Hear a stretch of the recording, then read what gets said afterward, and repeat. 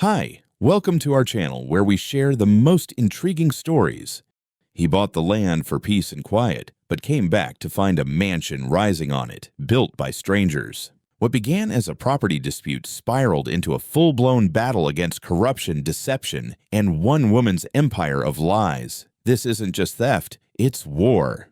I bought the land because it was supposed to be quiet, boring, and invisible. That was the appeal. After closing a long, brutal commercial contract for a mixed-use project downtown, I wanted something simple, somewhere I could eventually build a small retreat, maybe a studio space away from clients who thought minor revisions meant rebuilding.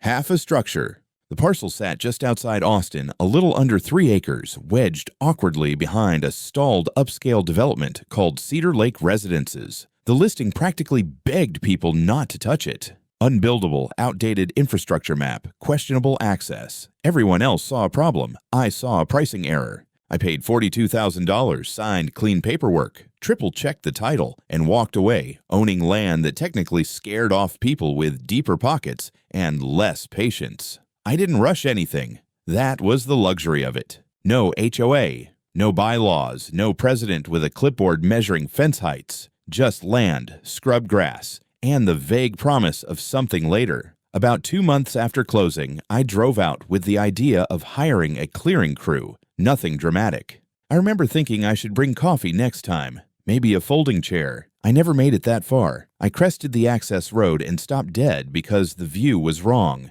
There was fencing. Not the flimsy orange kind, but a full construction barrier with warning signs, locked gates, and a logo I didn't recognize. Heavy equipment sat where mesquite trees had been. The ground was scarred, flattened, rearranged without asking me. I parked and walked up to the gate, convinced there had been a mistake. There's a special feeling you get when reality refuses to match your paperwork. A man in a hard hat told me I couldn't enter the site. I told him I owned it. He told me with absolute confidence that the project belonged to Cedar Contracting LLC and that his instructions came from a woman named Karen Stewart. He said her name the way people say names they're used to obeying. I asked to see permits. He showed me a laminated copy through the fence. Owner listed Cedar Lake Homeowners Association. I laughed once out of reflex. It didn't land. By the time I reached the county offices, the humor had evaporated. The clerk was polite in the way people are when they assume you're about to be disappointed. She pulled the file, turned the screen, and there it was. Approved construction permit. Survey attached. My parcel number, my boundaries, my land, assigned to an entity that had never owned it. I pointed out the discrepancy. She frowned, zoomed in, then leaned back. Someone had used an old cadastral overlay, one that predated the current registry. Technically archived, practically useless. Somehow it had slipped through, or been pushed. I filed a police report that afternoon, which accomplished exactly what seasoned homeowners expect it to accomplish in a civil property dispute: documentation and nothing else. No one shut down the site, no one removed the fence. The foundation was already being poured, concrete trucks rolling in like they'd been invited by the universe itself. I drove back out before sunset, stood across the road, and watched strangers build something permanent on something that was mine. That was when I ordered a drone, cameras, and a mobile data plan. If someone was going to take my land, they were going to do it on record. The thing about watching your property being developed without your permission is that it doesn't get easier. It just gets weirder. I spent the next few weeks collecting footage like a man preparing for a war crime tribunal. The drone hovered above the job site daily, recording walls going up, plumbing snaking through trenches, HVAC units craned onto rooftops. They even installed security lights and a portable office. Meanwhile, I was still technically trying to prove I existed. Through my attorney, I discovered just how deep the paper trail deception went. The permit application filed with the city included an attachment, a copy of an old cadastral survey from nearly 20 years ago, scanned and labeled as updated. It showed my parcel, barely recognizable, merged into the HOA's outer buffer zone. The trick wasn't in erasing me, it was in pretending I had never been there to begin with. A few phone calls later, I learned that Cedar Lake HOA had filed for a Community Beautification and Expansion Initiative, citing their intent to recover undeveloped buffer zones and enhance neighborhood value. They had packaged it with shiny language, vague diagrams, and a seal of municipal endorsement that no one bothered to cross-check. Because why would they? It's a gated community run by people who wear polos embroidered with their own street names. I attended an HOA meeting. I wasn't invited, of course. They held it in a converted golf clubhouse with plastic chairs and passive-aggressive pastries. Karen Stewart was there, standing in front of a projector screen with an architectural rendering behind her that looked alarmingly like what I saw being built on my land. She was mid-speech when I walked in. I waited until she finished her sentence about revitalizing underutilized land parcels and then raised my hand. "Question," I said. "Who approved building a 2-story private residence on a parcel that doesn't belong to you?" The room stiffened like I'd just thrown a dead squirrel on the table. Karen blinked once, then smiled a smile that had clearly been tested in mirrors. "Mr. Hatcher," she said, mispronouncing my name just slightly, "there must be some confusion. That parcel was always part of our long-term development zone. The deed was corrected last year to reflect proper jurisdiction." "Interesting," I said, pulling out a copy of my original notarized deed because I bought it 6 months ago from someone who held clear title for 10 years. I even brought a title insurance rep with me. That got a few sideways glances from the crowd. Karen didn't flinch. "Well, sometimes mistakes happen in county records. We're happy to discuss a settlement if it clears up the misunderstanding." I declined the croissant and walked out. That week, letters began appearing in my mailbox from Cedar Lake HOA, all bearing the same passive threat tone: requests to harmonize the aesthetics of your property, notifications of unauthorized fencing materials, and a warning that non-compliant land use could result in penalties. I reminded them each time that I was not a member of the HOA and that I had no obligation to comply with their rules. They reminded me, just as consistently, that my property was under provisional review. My lawyer called this the paperwork siege phase. It's when the aggressor tries to smother you in meaningless formalities while they build the thing they have no right to build. He advised me to file a formal civil lawsuit. I did, on 4 counts: unauthorized construction, document fraud, land seizure, and financial damages. I also filed for a preliminary injunction to stop construction. The judge, overburdened and cautious, denied it. The rationale: construction was too far along to warrant disruption without a full hearing. Translation: they'd built enough to earn inertia. By this point, the frame of the house was complete. The structure had a roof. I stood behind the fencing one evening, watching workers install custom glass panels in what was supposed to be a living room. My living room. I didn't feel rage or grief, just a kind of sterile clarity. I wasn't just dealing with theft. I was watching someone turn a lie into architecture. By the time autumn rolled around, there was a fully landscaped luxury home standing on my land, like it had always belonged there. It had everything: stucco finish, wraparound balcony, palm-lined walkway, and a goddamn infinity pool. The kind of house you see in real estate porn, listed with phrases like elevated lifestyle and bespoke architectural expression. Every time I visited the site, it looked less like a crime scene and more like a showroom. And I was still stuck watching from the wrong side of a 6-foot privacy fence. I ramped up my documentation efforts: daily drone flights, time-stamped footage, still photos, even weather logs to prove continuity. One of my cameras caught a catering van unloading trays for what looked like a private staging event. That's when it hit me. They weren't just building the house. They were getting ready to sell it. Meanwhile, Cedar Lake HOA's PR machine kicked into overdrive. A slick new microsite appeared under the name Cedar Lake Horizons. It featured glossy renderings, inspirational slogans like "Where Nature Meets Elegance," and a map of the neighborhood that quietly absorbed my parcel, as if it had always been part of their utopian vision. No mention of me. No acknowledgement that the land had been acquired through creative forgery. They even ran a promo video, a slow drone sweep set to soft piano music, gliding over the house they stole, cutting to shots of smiling children, cappuccinos, and women doing yoga on fake balconies. It was nauseating. What really twisted the knife was a local news segment that aired one Thursday night. Channel 5's lifestyle correspondent, a woman named Danielle with suspiciously perfect teeth, did a 3-minute piece on a bold new luxury development that redefines suburban sophistication. She stood in front of my stolen house, arms folded, describing its eco-conscious design and unprecedented lake views. The segment ended with a glowing interview from none other than Karen Stewart, framed by potted succulents. She smiled into the camera and said, "We're proud to reclaim forgotten land and transform it into something that uplifts the whole community." That line broke something in me, so I made my own site. Nothing fancy, just a clean white background with the title, "This Land Is Not Yours."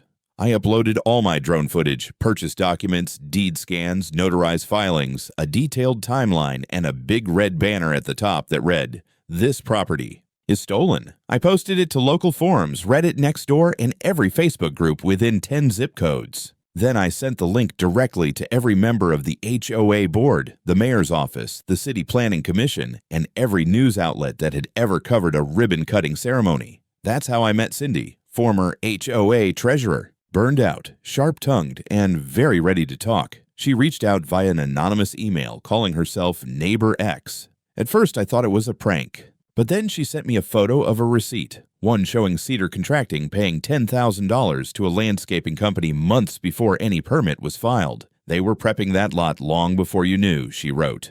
Karen knew exactly what she was doing. Cindy gave me background. Karen had long operated like a queen bee, micromanaging neighbors' porch furniture while funneling HOA funds into sweetheart deals for community improvement. According to her, most of the board didn't even see full budgets. Karen just gave them sanitized versions with pastel graphs. The HOA had become a one-woman empire, and mine was just the latest conquest. Meanwhile, I started receiving HOA violation letters weekly. They escalated in tone, accusing me of non-conforming vegetation, improper visual harmony, and blight conditions. I replied to each with the same sentence, "I am not a member of your HOA. Cease and desist." They didn't. And then, as if to crown the absurdity, I received a subpoena. Karen was suing me for interference with community development efforts, alleging that my refusal to cooperate was harming property values. The documents included a photo of me standing outside the fence, labeled "Hostile Presence." I laughed for a full minute before emailing my lawyer. They finally listed it. I knew they would. I had been refreshing luxury real estate sites like a madman for weeks, waiting for that smug little thumbnail to appear. And there it was. Aerial shot of my property at golden hour, complete with sparkly text overlays. Exquisite modern Lakeview retreat. No HOA fees, $1,400,000. I stared at the screen for a long time, not out of shock anymore, but out of something colder. Precision. They weren't just building lies now, they were monetizing them. The listing was hosted through a boutique firm known for pushing high-dollar homes to out-of-state buyers. The kind who never ask too many questions because they're too busy thinking about where to install their wine fridge. The property description read like parody. Privately developed estate outside city constraints, offering panoramic views, designer interiors, and exclusive access to lakeside living. Rare opportunity to own unrestricted land. The last line made me snort. Rare opportunity, all right, especially since I already owned it. I didn't tell my lawyer right away. Instead, I created an alias, Lucas, a tech consultant relocating from Denver with cash in hand. I scheduled a private showing for Saturday. The agent, a woman named Savannah who sounded like she sold dreams for a living, responded with suspicious eagerness. "You're going to love this one," she said. "It's a hidden gem. Totally off-grid, but still luxurious. No HOA nonsense." She had no idea who she was talking to. I showed up wearing a button-up and mirrored sunglasses. The house was even worse in person. Not in quality. It was flawless, but in how completely it mocked everything I'd been fighting. The fresh-cut lawn, the motion sensor lanterns, the brushed steel house numbers mounted to a cedar slat wall. It didn't belong to me anymore. It belonged to whatever fantasy Karen had sold to herself and now tried to sell to someone else. Savannah walked me through the home like it was a sacred space. "This is the great room. Note the vaulted ceilings and the reclaimed oak beams. All local materials. Over here, we have the chef's kitchen. Bertazzoni appliances, waterfall quartz counters, custom lighting. And through here, the master suite. Sunrise views from bed." I played along, nodded, asked if the lake access was deeded. "Private road," she said, "not maintained by the city. You'll have total control." That was when I asked the big one. "So, no HOA at all?" Savannah smiled with polished confidence. "Nope, that's the beauty. You get the peace and style of a planned community without any of the restrictions. It's completely independent. Title is clean. We've already had offers, so if you're interested, we'd recommend moving quickly. I thanked her, took one last look at the pool I never built, and walked out. 10 minutes later, I filed a second police report, this time for attempted fraudulent sale of private property. I included footage from my hidden body cam, screenshots of the listing, and documentation of my ongoing legal case. My lawyer sent a cease and desist to the agency and the HOA, but I wasn't done. I uploaded a new video to my site. Proof of attempted theft. Cedar Lake HOA trying to sell stolen house. Within 24 hours, it had 30,000 views. By Monday, it hit local Reddit, then regional news. The agent went silent. The listing disappeared. But I knew Karen. She wasn't the type to go quietly. Sure enough, I got an email from her legal team titled Settlement Proposal. They offered me $150,000 to resolve the misunderstanding amicably and let them purchase the parcel at current market value. It was the first time they'd acknowledged that the land was mine. I declined. Publicly, I posted their offer letter online with the caption, "They built a mansion on my land without permission, and now they want to pay me pennies for it. Hard pass." That was the spark. Suddenly I had strangers reaching out, people who'd lived near Cedar Lake and suspected shady dealings for years, contractors who'd worked on jobs off the books, even a city employee who hinted that Karen had been tight with the zoning department for a long time. It wasn't just about my house anymore, it was about the pattern. About someone abusing bureaucracy and power with the confidence of a career liar. Then came the email I didn't expect. "My name is Grayson. I used to do books for Cedar Contracting. Karen fired me 6 months ago. I have files. Want them?" I stared at it for a full minute before replying. Yes, I very much did. Grayson turned out to be 23, nervous, and still way too polite for someone holding the keys to the kingdom. He suggested we meet at a nondescript diner just off of 35, the kind that hadn't changed its wallpaper since the Reagan administration, with cracked vinyl booths that stuck to your skin and coffee that tasted like regret and reheated trauma. He looked like he hadn't slept in days, hunched over a scuffed-up laptop and a manila folder, casting paranoid glances toward the kitchen like he expected Karen to burst through swinging a clipboard in one hand and a nail gun in the other. "This never leaves your hands," he said quietly, voice trembling just enough to notice. Then he slid a USB stick and the folder across the sticky table, his hand lingering for a second. "I didn't steal anything. I just backed things up because I knew she was going to screw me over." And she had, predictably, fired him under some vague claim of unauthorized file access just days after he flagged a double payment to a subcontractor that, upon closer inspection, didn't even exist. That was the first red flag. Then came ghost invoices, mysteriously vague project allocations, and buried inside a QuickBooks file was a gem labeled Budget B, Internal Eyes Only. Classic. I drove straight from the diner to my attorney's office. We sat side by side as we opened the folder, and I watched his eyebrows climb with each page. It was a smoking gun in thick, stapled form. Bank statements showing money transfers from Cedar Contracting LLC to an account registered under Karen's maiden name, signed receipts with her initials, internal emails in which she casually directed the misallocation of funds, overrode contractor estimates, and explicitly referred to my property line extension in emails supposedly about community upgrades. And then, the cherry on top, a high-resolution scan of an invoice from an upscale lighting supplier addressed directly to Karen Stewart, site owner.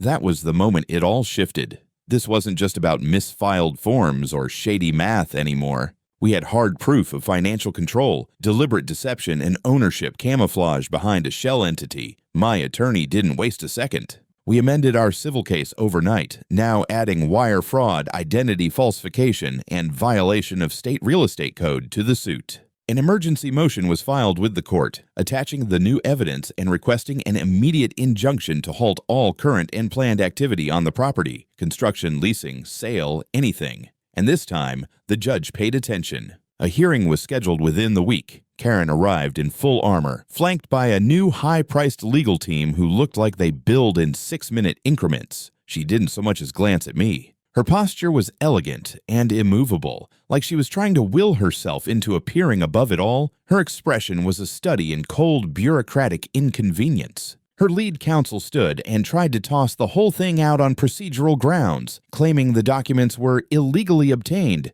lacked proper chain of custody, and were potentially doctored. My lawyer countered cleanly and confidently. We had a whistleblower ready to testify, and more importantly, the content of the documents outlined an unmistakable calculated pattern of fraudulent behavior. The judge nodded but said nothing. Then we called our first witness, Travis, a mid-level administrator from the city's permitting office. He looked deeply uncomfortable being in court, the kind of man who hated public speaking as much as he hated filing extension requests. But once he was sworn in, he told the story clearly. Under oath, Travis testified that Karen had visited his office multiple times, presenting a verified development overlay map, claiming expedited permitting authority due to her community planning oversight. She had even flashed what she called internal counsel approval from the HOA. When asked if he'd verified any of it independently, Travis shrugged and admitted, "You don't expect the HOA president to be full of shit."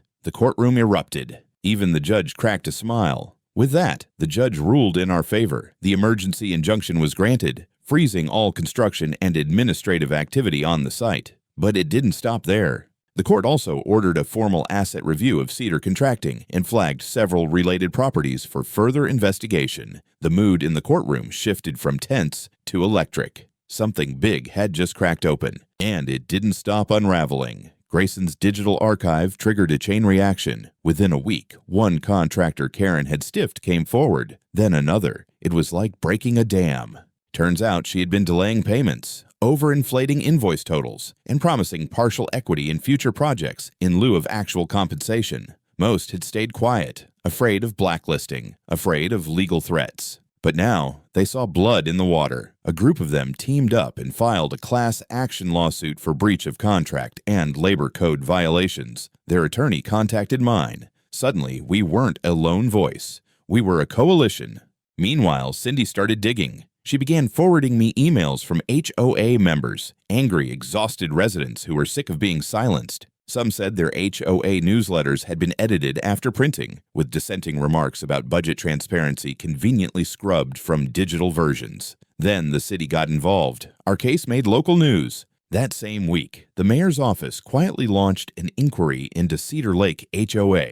The tax assessor reopened zoning designations on at least 3 parcels tied to Karen's name. The state real estate board took notice. And then Marcus Winslow showed up. He was a sharp-eyed investigative reporter from the Austin Tribune with a sardonic voice and a way of making people confess things they hadn't meant to say. He called me late one evening and said simply, "I think there's a bigger story here, and I think you just cracked it open."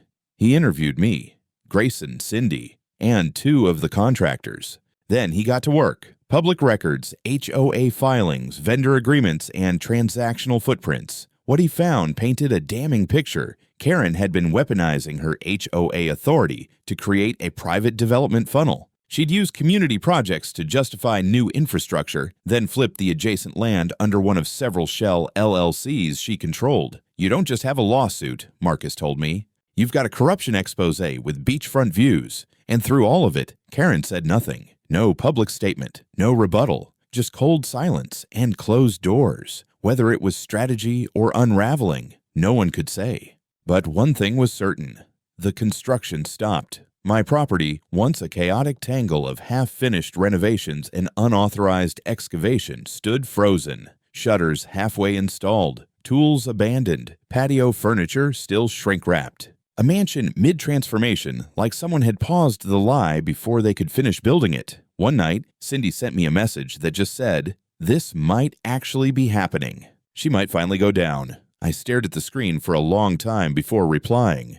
I was too busy watching an old clip, footage from the very first day, showing the empty land, the crooked fence, and the first crew of workers who thought they were just doing their jobs. Back then, I thought I was fighting to stop a house. Now, I understood I was fighting to expose an empire built on stolen trust. The courtroom was fuller than usual, not packed to the walls but weighted, buzzing with the kind of quiet tension that settles in when something is about to break open. I scanned the room and spotted unfamiliar faces, other property owners, city staffers, maybe even a few reporters pretending to be clerks or legal interns, their eyes sharp behind notepads and tablet screens. The kind of people who show up when they sense a story, a scandal, or both. And there, in the middle of it all, sat Karen, immovable, composed, not rigid. No, she was too practiced for that. She radiated a cold, theatrical stillness, like a woman who had rehearsed this moment in front of a mirror and dared the world to blink first. She had switched legal teams again.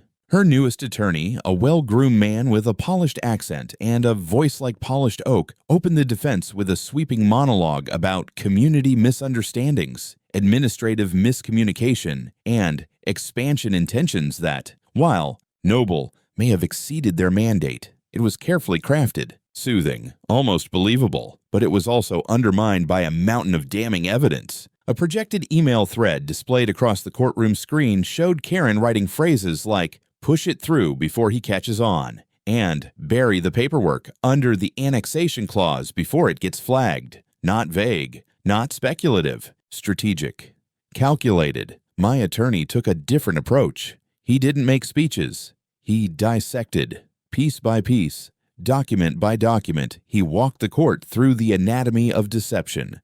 He began with the fraudulent deed transfer and the doctored overlay map that had conveniently redrawn community boundaries to include my property. He pointed to the QuickBooks audit tying Karen directly to Cedar Contracting, LLC. He detailed the permit approvals, flagged as expedited but missing official city stamps. Then came the witnesses. First was Grayson, shaky hands but clear voice, presenting spreadsheets that outlined shell corporations and suspicious wire transfers. Then Travis from the city permitting office, clearly uncomfortable but direct under oath. He admitted Karen had pressured him by invoking her HOA planning authority, a term he said he'd never even heard used officially before her. 2 contractors followed, each testified about incomplete payments, promises of future equity, and the moment they realized they were being played. Then came Cindy. She had stayed quiet for so long, but that day she stepped forward and swore in. She testified that Karen had altered HOA records, reworded meeting minutes, reissued newsletters with key portions edited or removed, and pushed through internal votes that had never taken place.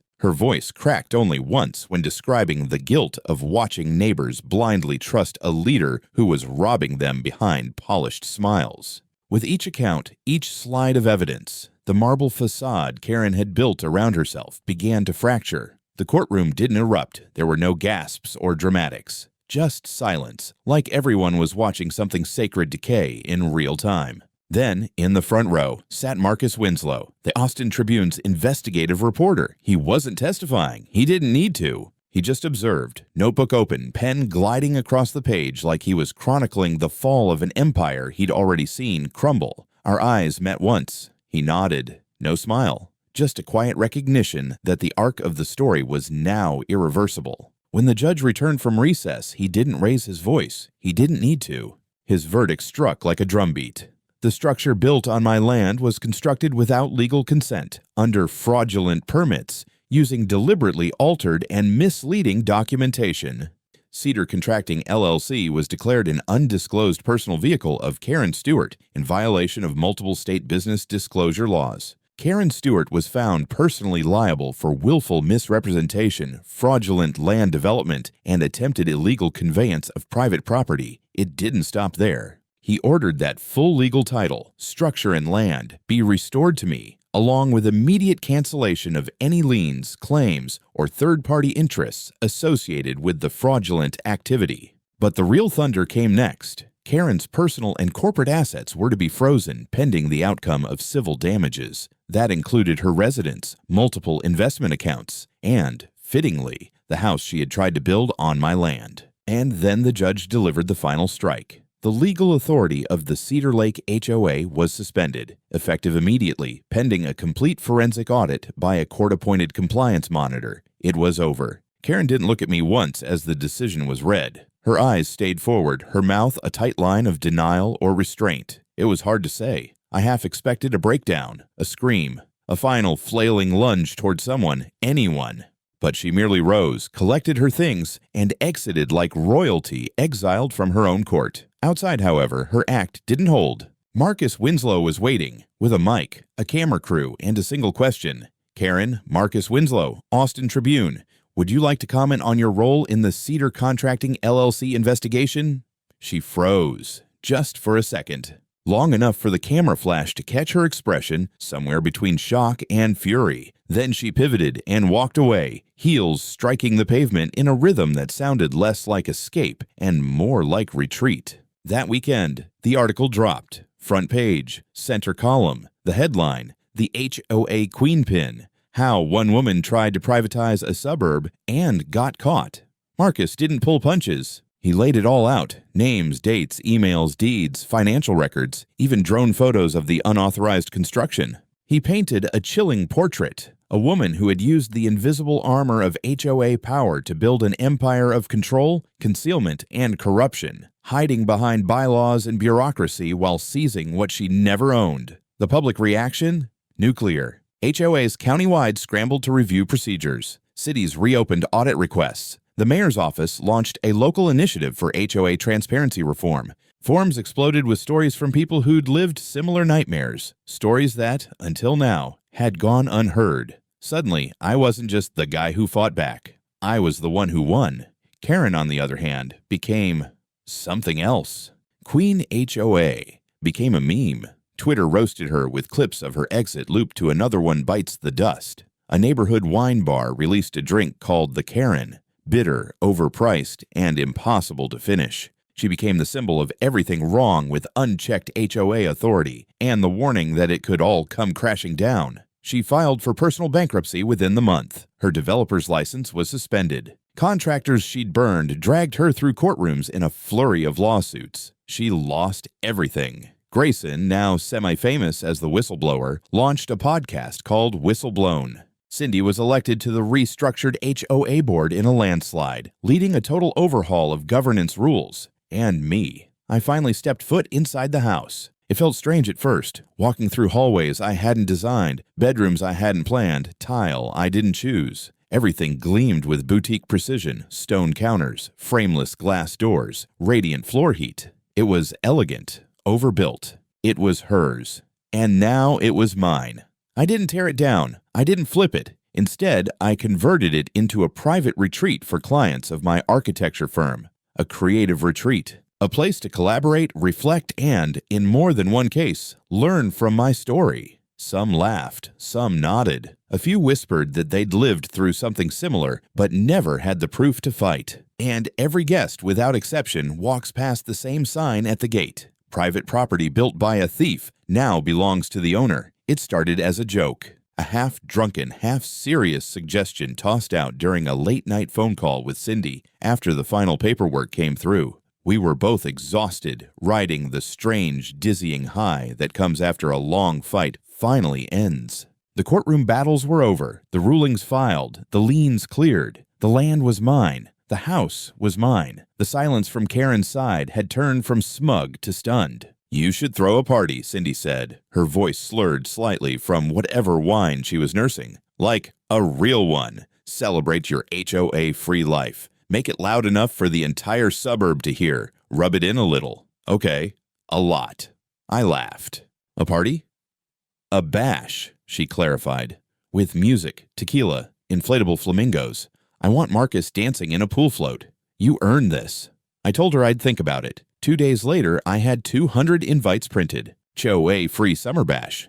No clipboards allowed. Swimsuits mandatory. I didn't even care if everyone came. It wasn't about the guest list. It was about planting a flag. About reclaiming something that had been manipulated, twisted, nearly taken from me under the guise of community standards. This wasn't just about land. It was about defiance. We picked the hottest Saturday of the year. The kind of day where the air feels like a heated blanket and everyone moves a little slower, searching for shade or chlorinated salvation. I went all in. I hired a local taco truck with a handwritten chalkboard menu that promised tacos better than HOA rules. I booked a cover band, the Easements, who leaned into the theme hard, showing up in matching t-shirts that read, "We don't recognize your authority." I even hired a licensed lifeguard, because nothing says legitimacy like a whistle-wearing teenager with sunscreen stripes on her nose and a zero-tolerance policy for cannonballs gone wrong. By noon, the property was buzzing. Full, old friends, new clients, ex-HOA defectors, rogue neighbors who'd finally stopped caring about bylaws. A couple of city employees just happened to be in the area, but I noticed them nursing beers and chatting with the taco guy, not taking notes. Even Marcus showed up looking impossibly casual in black sunglasses and board shorts, a six-pack of some ironic craft brew under one arm, and that same quiet reporter's smirk on his face. And then there was the house. That house, once a battlefield, once a monument to arrogance, had never felt more like mine. Not because of the tile I hadn't picked, or the imported fixtures I never would have chosen, not even because of the title deed that now bore only my name. It felt like mine because it echoed, with music, with barefoot footsteps, with laughter that didn't ask for permission. Someone cannonballed into the pool, sending up a wave that splashed a whole row of plastic lawn chairs. Someone else took a watermelon and, with a serrated knife and questionable artistic talent, carved the words "No rules, just rights" into its side. People started taking pictures with it, like it was a monument. Someone, I still don't know who, tried to install a fake HOA complaint box next to the grill. They even labeled it Form 14C, Report Your Neighbor's Fun. We burned it, ceremonially, in the fire pit. Everyone cheered. People kept asking about the plaque out front, the now infamous metal sign I'd had custom made and mounted beside the front gate. I lost track of how many times I told the story. The full arc, from fence disputes to forged permits to fraud charges and Karen's silent, bitter exit. Their reactions were always the same: first amusement, then disbelief, and finally admiration. They lined up to take selfies with it. I had to replace the original plaque 2 weeks later. It had been smudged by fingerprints, sun-faded, and covered in lipstick kisses from guests with a flair for symbolic revenge. As the sun began to dip, the light turned gold, brushing across the still sparkling pool like liquid foil. Someone had strung a line of twinkle lights from the pool cabana to a young pecan tree that hadn't even been part of the original landscape plan. It didn't matter. Nothing had to be approved. We had made our own rules. Or better yet, thrown them out entirely. I found myself standing near the water, a cold beer in hand, with Cindy and Marcus on either side of me. The three of us watched the crowd spread out across the patio and lawn, dancing, laughing, lounging, living like people who had never worried about what color their front doors were supposed to be or how many inches their grass was over regulation. Cindy nudged me, handed me another bottle, and said, "You really showed her." I shook my head slowly, eyes still on the fading orange horizon. "Nah," I said. "She showed herself. I just wrote it down." Marcus raised his bottle, that unreadable smirk sharpening into something more sincere. "To thieves who build mansions, and the people who burn down their illusions." We clinked bottles. We laughed. And for the first time in years, maybe the first time ever, there wasn't a single form to fill out. No meeting to attend, no neighbor lurking behind the blinds, squinting at us with suspicion. No passive-aggressive notes taped to doors about unauthorized gatherings or parking violations. Just music, friends, the soft crackle of fire pit embers and the low hum of bass echoing through open windows. A world without Karen. A life without clipboards. It was quiet. Not the sterile, enforced kind of quiet Karen always pretended was peaceful, but real quiet. Earned quiet, beautifully, rebelliously quiet.